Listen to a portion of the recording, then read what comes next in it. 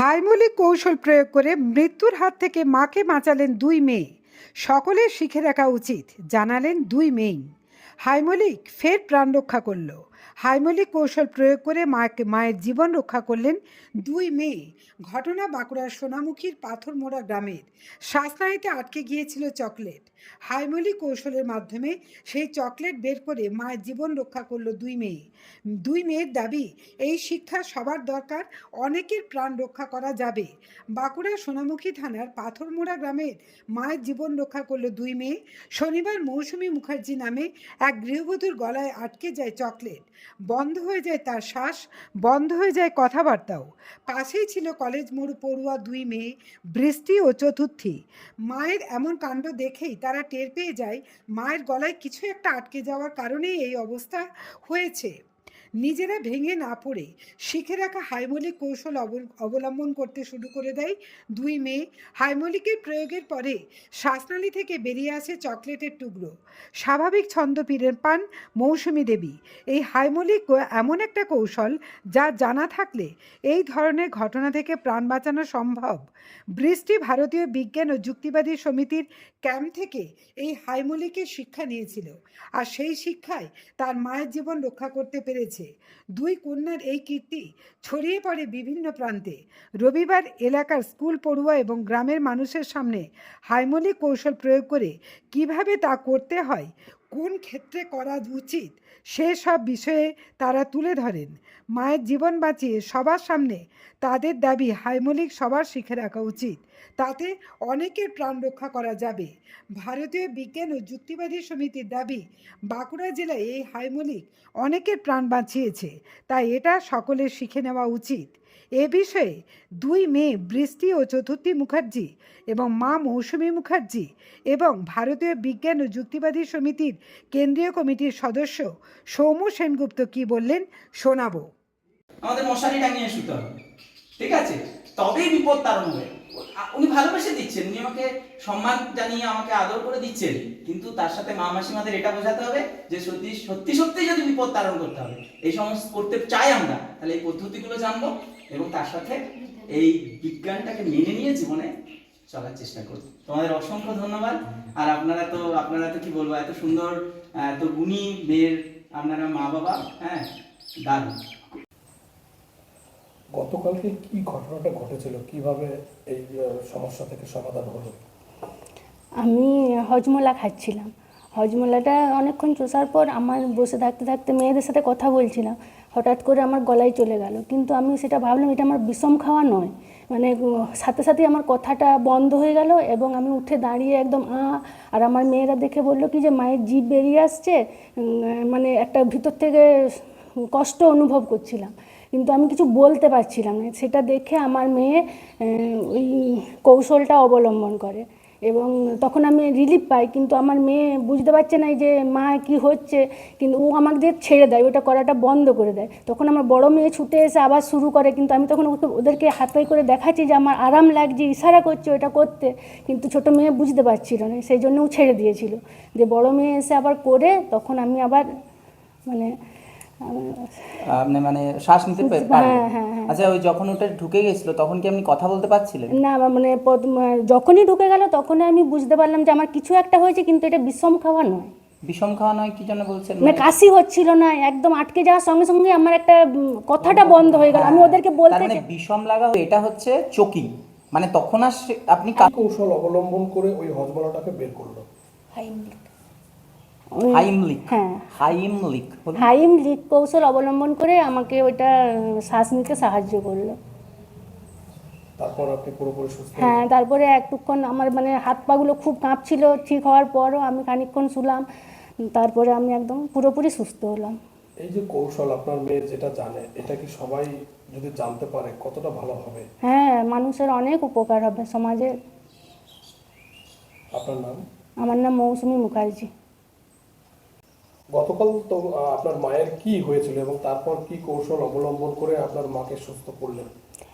মায়ের হঠাৎ করে ওই হজমলা খেতে খেতে শ্বাসরুদ্ধ হয়ে যায়, মানে বিষম লাগলে যেরকম কেশে বার করে দেয় সেরকম হয়নি, মানে হঠাৎ করে মা হজমলাটা আটকে যায় এবং তারপরে কথা বন্ধ হয়ে যায় এবং মা একটা গলা দিয়ে একটা অদ্ভুত আওয়াজ বার করছিল এবং জিভ বের হয়ে গেছিলো প্রায় বলতে গেলে। তো তারপরে আমরা বুঝতে পারি যে এটা নর্মাল জিনিস নয়, তো তখনই আমরা ওই হাইমলিক কৌশলটা প্রয়োগ করি। কিভাবে জানলেন এটা? এটা জেনেছিলাম আমাদের গ্রামে একটা ভারতীয় বিজ্ঞান এবং যুক্তিবাদী সমিতির একটি রাধানগর শাখার একটি প্রোগ্রাম হয়েছিল, তো সেইখানে একটা অনুষ্ঠানে এই প্রয়োগের কৌশল আমরা জানতে পেরেছিলাম।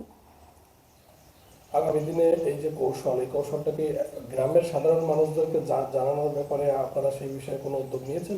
হ্যাঁ নিশ্চয়ই, আমরা চেয়েছি যে এটা সবাই জানতে পারলে সবাইকারই খুব উপকার হবে, মানে আমরাও তো জানতে পেরেছি তো একটা প্রোগ্রাম থেকে, তো সবাই যদি জানতে পারে এটা যে কোনো মানুষের যে কোনো সময় হয়ে যেতে পারে, তো মানুষের প্রাণ চলে যেতে পারে। কালকেই যদি আমরা না জানতাম তো জানি না কি হতো। আপনার নাম? আমার নাম চতুর্থী মুখার্জি। আপনার মায়ের কি সমস্যা হয়েছিল এবং তারপর কিভাবে সেই সমস্যা থেকে রিলিফ দিলেন আপনারা?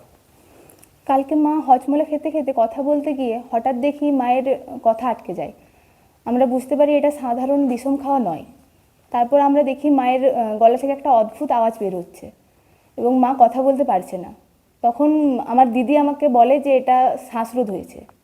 তখন আমরা হাইমলিক কৌশল ব্যবহার করে মাকে স্বস্তি দিতে পারি। আচ্ছা, হজমলাটা আটকে গেছিল? হ্যাঁ, হজমোলাটা শ্বাসনালীতে আটকে গিয়েছিল। আর আমি মায়ের নাকের কাছে হাত দিয়ে দেখি মায়ের কোনো শ্বাস প্রশ্বাস চলছিল না। তারপর কি পদ্ধতি অবলম্বন করলেন? আমরা হাইমলিক পদ্ধতি অবলম্বন করে রিলিফ দিই মাকে। সাধারণ মানুষকে জানানোর বিষয়ে আর কোনো উদ্যোগ নেবেন আগামী দিনে? হ্যাঁ নিশ্চয়ই, এই জিনিসটা না জানলে আমাদেরকে চোখের সামনে আপন মানুষকে হারিয়ে যেতে দেখতে হবে। আমাদের কিচ্ছু করার নেই সেই মুহূর্তে, না আমরা পারবো ডাক্তারের কাছে নিয়ে যেতে। এটার সময় মিনিমাম 4 মিনিট, তার মধ্যে আমাদের নিজেদেরকে উদ্যোগ নিয়ে এটা করতে হবে। কিচ্ছু করার থাকবে না। যদি আমরা এই কৌশলটা না জানি তাহলে যে কোনো সময়ই আমরা নিজেদের কাছের মানুষকে হারিয়ে ফেলবো। আপনার নাম? আমার নাম বৃষ্টি মুখার্জি। সোনামুখী ব্লকের পাথরমোড়া গ্রামের একটি পরিবারের এই যে ঘটনাটা কি হয়েছিল এবং কিভাবে তার থেকে রিলিফ পেলেন একটু যদি বলেন বিষয়টা। আসলে ঘটনাটা হচ্ছে শ্বাসরোধ ঘটে গেলে মানুষকে বাঁচাতে হয় যে কৌশলে, তার নাম হচ্ছে হাইমলিক কৌশল।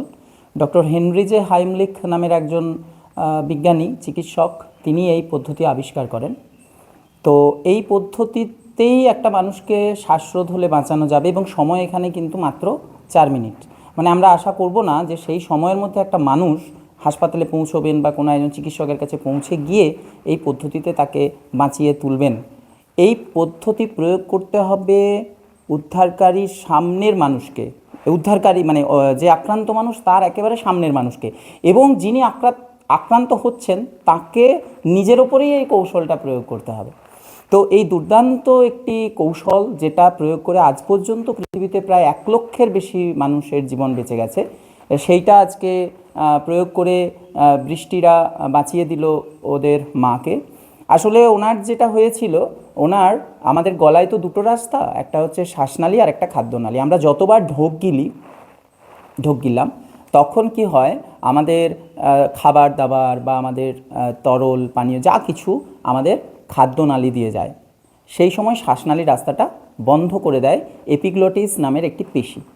এবার যখন আমরা মনে করুন এমন হচ্ছে আমরা করে মানে কোনো একটা জিনিস চুষে নিতে যাচ্ছি বা একটা জোরে শ্বাস নিতে যাচ্ছি বা খেতে খেতে কথা বলছি বা হাসছি বা মাংসের হাড়ের মধ্যে থেকে করে মজ্জাটা টেনে নিতে যাচ্ছি, সেই সময় কি হয়, এপিগ্লটিস খোলা রাখে শ্বাসনালীর রাস্তা থেকে। তখন ওই বস্তুটা যদি ভেসে বাতাসের সাথে ওই শ্বাসপথে ঢুকে যায় শ্বাসনালীর রাস্তায়, তখন প্রথমে শরীর সেটাকে কেশে বের করে দিতে পারে, যেটাকে আমরা বিষম লাগা বলি। সে সময় বলি না শটকে লেগেছে, কেউ নাম করছে, একটু চাপড়ে দিই। কিন্তু যদি কাশতে না পারেন, যেটা ওনার ক্ষেত্রে হয়েছিল, উনি আর কাশতে পারছেন না, উনি আর কথা বলতে পারছেন না এবং শরীরটা নীল হতে থাকবে এবং ছটফট করে মানুষটা 4 মিনিটের মধ্যেই মারা যাবেন। তখন ওরা বুঝতে পারে যে মায়ের শ্বাসরোধ হয়েছে এবং তারা হাইমলিক কৌশল প্রয়োগ করেন। এই কৌশলটা আসলে ওই সময় ফুসফুসে জমে থাকা বাতাসে একটা জোরে ধাক্কা মারতে হবে যাতে জিনিসটা বেরিয়ে যায়, ঠিক আছে? তো সেই কৌশলটা ওরা প্রয়োগ করে সফলভাবে ওর মায়ের জীবন বাঁচিয়ে দিয়েছে। এই কৌশলটা ওনারা শিখলেন কোথা থেকে? ভারতীয় বিজ্ঞান ও যুক্তিবাদী সমিতির রাধানগর শাখার পক্ষ থেকে আমরা পাথরমোড়ায় প্রোগ্রাম করেছিলাম। বৃষ্টি আমাদের স্কুলে গিয়েছিল, সেখানে প্র্যাকটিস টিচিং, আমি রাধানগর বোর্ড প্রাইমারি স্কুলে পড়াই, সেই স্কুলে প্র্যাকটিস টিচিং হয়, তখন ও ম্যানিকিন সহযোগে শিখে নিয়েছিল। ফলে এগুলো আমরা আমাদের বিভিন্ন প্রোগ্রামে ম্যানিকিন সহযোগে শেখানোর চেষ্টা করি। মানব পুতুল, যেটা আমাদের গিফট করেছেন আমেরিকা থেকে একজন প্রবাসী বিজ্ঞানী ডক্টর দিলীপ সোম, তো সেইগুলো দিয়ে একদম বাচ্চাদের ক্ষেত্রে কিভাবে করতে হয়, বড়দের ক্ষেত্রে কিভাবে করতে হয়, নিজের ক্ষেত্রে কিভাবে করতে হয়, হ্যাঁ, এইগুলো আমরা মানুষকে অহরহ শিখিয়ে চলেছি বিভিন্ন পথে ঘাটে, স্কুলে কলেজে। সেই রকমই একটি অনুষ্ঠান এখানে পাথরমোড়ায় হয়েছিল, সেখান থেকে ওরা জেনেছে। আগামী দিনে সাধারণ মানুষের জন্য কি বার্তা দেবেন? আমরা চাইবো যে আপনারা জেনে রাখুন, জীবন মৃত্যু এই যে বলা হয় না যে আগের থেকে পূর্ব নির্ধারিত, না, এরকম ভাবনা থেকে আমাদের বেরিয়ে আসতে হবে। বহু মৃত্যু আছে, যেগুলো স্বাভাবিক মৃত্যু সেগুলো তো হচ্ছেই, কিন্তু বহু মৃত্যু আছে যেগুলোকে আমরা সঠিক বিজ্ঞানসম্মত পদ্ধতিতে আটকে দিতে পারি, একদম মানুষটার জীবন বাঁচিয়ে দিতে পারি। তারই এরকম নমুনা হচ্ছে হাইমলিক কৌশল, যেটা রাত্রিরা এই আমাদের বৃষ্টিরা প্রয়োগ করলো। এই প্রসঙ্গে বলে রাখি, আমার স্কুলে 2012 সালে শীতল লোহার বলে একজন ছাত্রের শ্বাসরোধ হয়, আমরা তার জীবন বাঁচিয়েছিলাম হাইমলিক কৌশল প্রয়োগ করে। তারপর আমরা ভিডিও বানাই, সেইটা থেকে আজ এই নিয়ে আমাদের 19 জনের জীবন বাঁচলো আমাদের পরিচিত। আমরা মানুষের কাছে বলবো এই কৌশলগুলো জেনে রাখুন। আপনার পাড়ায়, আপনার গ্রামে, আপনার এলাকায় যখনই কোনো উৎসব হবে, অনুষ্ঠান হবে, সেখানে তো নানা রকমের অনুষ্ঠান করেন। এই ধরনের আমরা যারা যে অনুষ্ঠানগুলো করছি যুক্তিবাদী সমিতির পক্ষ থেকে, এই ধরনের অনুষ্ঠানগুলো করুন, সেখানে মানুষকে জানান, কারণ জানা বোঝা ছাড়া এই মৃত্যুকে আমরা আটকাতে পারবো না। আমার নাম সৌম্য সেনগুপ্ত, ভারতীয় বিজ্ঞান ও যুক্তিবাদী সমিতি কেন্দ্রীয় কমিটির সদস্য। বাংলায় বলে শাক। আচ্ছা, আমরা যখন খাবার খাই তাহলে চলো একটু তরকারি, আর এটা হচ্ছে কি খাদ্য নয়। তুমি যখনই খাবার খাও সেই খাবারটা কোন দিকে যায়? শ্বাসনালী তো আছে,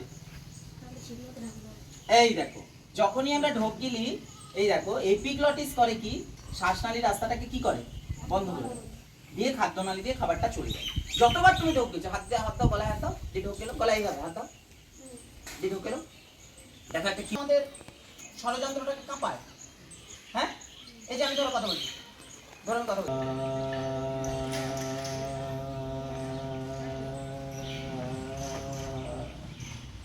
আর বলতে পারছি না কেন, পানিতে খোলা থাকে। এবারে উনি খেতে খেতে যখনই উনি ওই কথা বলছিলেন বা কোনো কারণে অসাবধানতাবশত শ্বাস নিতে যেয়ে গেছে, রসটা ঢুকে যায়। আর বাড়ির লোক কি বলে, এই কেউ নাম ডাকছি, নাম করছি, ঠিক আছে, হাত গুলি দেয়। কতক্ষণের মধ্যে মারা যাবে জানো? 4 মিনিট।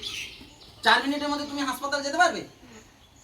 4 মিনিটের মধ্যে তুমি একটা মানুষের জীবন, মানে তুমি কি মনে করছো 4 মিনিটের মধ্যে যে একটা হাসপাতালে যে কাউকে তুমি ডাক্তারকে বলবে বাঁচাবে? তাহলে কাকে করতে হবে এই মানে কোনো একটা বাঁচানোর কাজটা কাকে করতে হবে?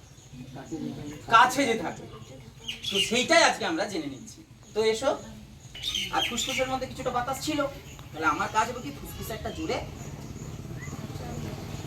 এমনি তো চাপ দিলে হবে, এরকম চাপ দিচ্ছি, বেরোচ্ছে হঠাৎ করে চাপ, তাহলে এটা কি হবে, বেরিয়ে যাবে, এটা থ্রাস্ট, একটা ধাক্কা। তাহলে কি করে বুঝবো শ্বাসরোধ হয়েছে? দেখো উনি বলছেন, আপনার কি হয়েছিল বলুন? কালকে আমি হজমলা খেতে খেতে মেয়েদের সাথে কথা বলছিলাম, খেতে খেতে হঠাৎ করে আমার মনে হলো গলায় আটকে গেল, কিন্তু সেটা সাধারণ বিষম খাওয়া নয়, আমি কাশতেও পারছিলাম না, কিছুই না। এখানে হাতটা ঢুকিয়ে সবাই তোমরা নিজেরা করো, এমনি করো, এমনি করো, এই দেখো, বাঁ হাতটা নিজের দিকে আর ডান হাতটা আমার দিকে করো, বাঁ হাত নিজের দিকে, ডান হাত করো করো করো, এই যে দিয়ে দুটোকে এরকম করে লক করো, দিয়ে নাভিতে ঠেকাও, দিয়ে পেটটাকে হালকা করে ভেতর দিকে ঢোকাও, দিয়ে দেখো তুমি এখানে কিন্তু ফুসফুস নেই, ফুসফুস কোথায় আছে? এখানে। তাহলে এখানে একটা ডায়াফ্রাম পেশি আছে, তাই তো? তাহলে এমনি করে ঘুরিয়ে দাও, দিয়ে ওপর দিকে তুলে চাই মোচড় দিয়ে ওপর দিকে তুলে দিতেই জোরে হঠাৎ করে, আস্তে আস্তে করলে হবে না, কিন্তু করলে কি হবে, এটা আর ঠিক সেই কাজটাই ওরা করেছিল। এসো তুমি আসো, হ্যাঁ, ওরা দুজন মিলে ওদের মায়ের জীবন বাঁচিয়েছিল। তাহলে তোমরা কি শুনলে, ওনার যে শ্বাসরোধ হয়েছিল সেটা কি করে কনফার্ম হয়েছিল তুমি বলো? কথা বলতে পারছিল না, হ্যাঁ, প্রথমে কথা কোনোভাবেই আসবে না। হ্যাঁ, তাহলে এই যে কারণ কি, কথা বলার জন্য কাকে খোলা থাকতে হবে? শ্বাসরোধ বন্ধ, তা তুমি কথা বলতে পারবে না। আর একটা প্রচন্ড কষ্ট অনুভব করা যায় মানুষটার ভেতরে হচ্ছে, হ্যাঁ, চেষ্টা, আপ্রাণ চেষ্টা, আপ্রাণ চেষ্টা করছে শ্বাস নেওয়ার, কিন্তু শ্বাস নিতে পারবে না। এবং জেনে রাখো, ভারতবর্ষের প্রথম এয়ার মার্শাল সুব্রত মুখোপাধ্যায় মারা গেছিলেন মাংসর হাড়ের থেকে মজ্জাটা করে টেনে নিতে গিয়ে তিনি মারা গেছিলেন চোখ হয়ে। এবং তুমি ভাবতে পারছো ওরকম একটা মানুষ খাবার টেবিলে বন্ধুদের সামনে মারা যাবে, কারণ তখনও হাইমলিক কৌশলের এই প্রচার প্রসার থাকেনি। এবং জেনে রাখো, আমার ক্লাসে আমি একটি বাচ্চাকে জীবন বাঁচাতে পারি, তারপর আমরা একটা ভিডিও করেছিলাম এবং আনন্দের সাথে জানাই এই নিয়ে প্রায় 19 জনের জীবন আমাদের পরিচিত বেঁচে গেল। ঠিক আছে, এবারে তোমাদের ছোট্ট করে বলে দিই বাচ্চাদের ক্ষেত্রে কি করবো। এই বেবি, এটাকে কি বলে জানো? ম্যানিকিন। কি বলে? ম্যানিকিন। ঠিক আছে, এটা আমাদের জন্য উপহার দিয়েছেন ডক্টর দিলীপ সোম, প্রবাসী বিজ্ঞানী। তিনি আমেরিকা থেকে এটা আমাদের এনে দিয়েছেন। তো দেখো, বাচ্চাটা কি করে বুঝবো শ্বাসরোধ হয়েছে? এ কি করবে না বলো? শ্বাস নিতে না পারলে কি করবে না? এই তো কথা বলা, এ কি কথা বলে? এ কি করে? কাঁদে। এ কাঁদতে পারবে? কাঁদতে পারবে না। তাহলে শরীরটা নীল হতে থাকবে। সঙ্গে সঙ্গে তোমাকে কি করতে হবে? বাচ্চাটাকে এইভাবে ধরতে হবে। দেখো কিভাবে ধরেছি, এভাবে ধরে এই যে দুটো হাড়, এখানে দুটো হাড়ের নাম কি? স্ক্যাপুলা। এই স্ক্যাপুলার মাঝে জোরে 4-5টা ধাক্কা। 1 2 3 4 5। আস্তে আস্তে তুমি ভাবছো আরে এত দূরে জোরে দিলে লাগবে। আরে মনে করো লাগবে না বলে তুমি আস্তে আস্তে দিলে, এর বাঁচবে? মরেই যাবে তো। তাই তোমাকে জোরে দিতে হবে। 1 2 3 4 5 করে যদি বেরিয়ে যায় ভালো, নাহলে উল্টে দিতে হবে। উল্টে দিয়ে দেখতে হবে মুখে কিছু নেই তো। মুখে কিছু থাকলে সেটাকে আঙুল বের করে দিতে হবে। দিয়ে এই বুকের এই যে দুটো স্তনবিন্দু, তার মাঝে হাড়, এই হাড়টার নাম কি? স্টার্নাম। কি নাম? স্টার্নাম। স্টার্নামে 5টা চাপ। 1 2 3 4 5। দিয়ে আবার 1 2 3 4 5 করো। তোমরা করে দেখিয়ে দাও। দেখো, পশ্চিমবঙ্গের অন্যতম নির্ভরযোগ্য engineering college Mallabhum institute of টেকনোলজিতে স্বাগতম। প্রতিষ্ঠিত 2002 সালে, যেখানে উদ্ভাবন মিলিত হয় উৎকর্ষের সাথে। আমাদের আধুনিক শ্রেণীকক্ষ এবং ল্যাব শিক্ষা সেরা পরিবেশ দিই। আমরা 5টি কোর্স অফার করি: computer science, mechanical, civil, electrical এবং ইলেকট্রনিক্স অ্যান্ড কমিউনিকেশন ইঞ্জিনিয়ারিং। আজই ভর্তি হন এবং আমাদের যাত্রায় অংশগ্রহণ করুন। যোগাযোগ 8336984278।